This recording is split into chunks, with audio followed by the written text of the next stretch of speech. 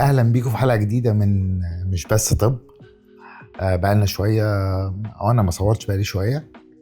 بس انا مش هخرج بره الكلام اللي انا كنت بقوله فيمكن في الحلقه اللي قبل الاخيره. آه، تبعيات المتحف المصري الكبير وتبعيات انتشار شويه للحضاره المصريه اللي احنا بنحبها وبنعشقها. انا كنت امبارح مع شخصيه جميله جدا، خبير من خبراء السياحة الأستاذ الدكتور مجدي الهواري. كنا بنتكلم على أنا فاكر إن أنا بتكلم، فاكر إن أنا يعني عارف بقى، وبقول له لأ، والأقصر وأسوان ولا كومامبو غير عادية وإدفو فيها حاجات جامدة جدا. قال لي يبقى أنت ما روحتش المنيا، ما روحتش المنيا، شفتش الحضارة بتاعتنا عاملة إزاي في المنيا، وخصوصا انها مش بس الحضارة المصرية القديمة، ده فيها كمية حضارات كتيرة موجودة فيها، بلس على تل العمارنة. قلت له انا يعني قريت كذا مرة عن تل العمارنة، لكن ما كانش عندي الفرصة ان انا اشوف تل العمارنة. فيعني انا قبلت الدعوة الجميلة بتاعته ان انا اروح المنيا، وخلاني افكر في حاجة تانية خالص. خلاني افكر اني مهما عمال بحاول ان انا اعرف كتير عن الحضاره المصريه القديمه، انا كل اللي اعرفه قشور. فبدات اجيب كتب وبدات اقرا. انا بحب يعني اقرا شويه عشان ابقى فاهم بس احنا بنتكلم في ايه. الموضوع كبير قوي، موضوع كبير قوي، والتطور من الاسره 0 للاسره 33 مرورا بكل الناس اللي احتلونا.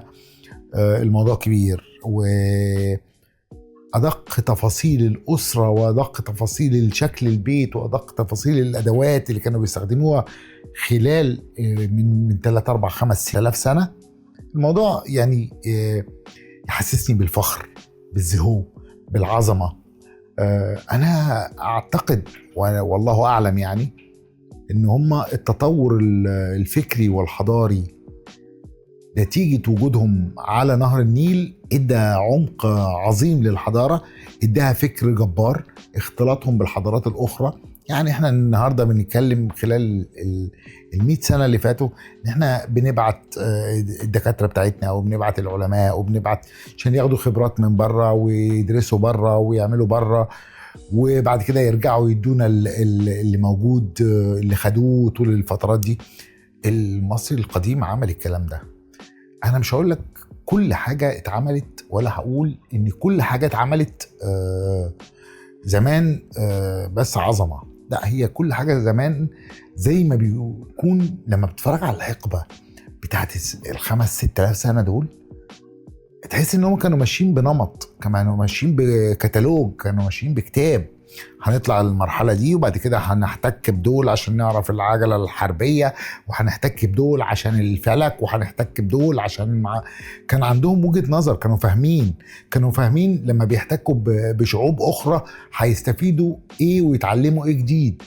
هيتعلموا ان هم يجيبوا حبوب من العراق، من سومر او الاشوريين. هيتعلموا كل حاجة وهم اتعلموا. فايه العبقرية دي لما نيجي نحسبها الناحية التانية علينا احنا خلال 50 سنة اللي فاتوا، تحس ان احنا مجهدين، مبسوطين باللي عندنا، كده حلو قوي.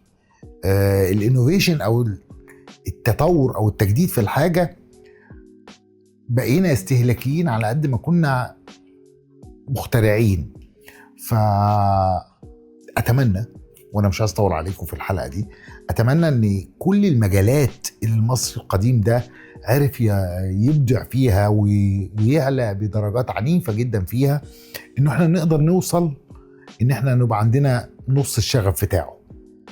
لان احنا عندنا العقول، عندنا الجينات اللي بتقول ان العقول نفسها كويسة، عندنا البروفز او الاثباتات اللي بتقول ان اذكى الاطفال في العالم اطفال مصريه. طب ايه اللي بيحصل بعد الذكاء ده؟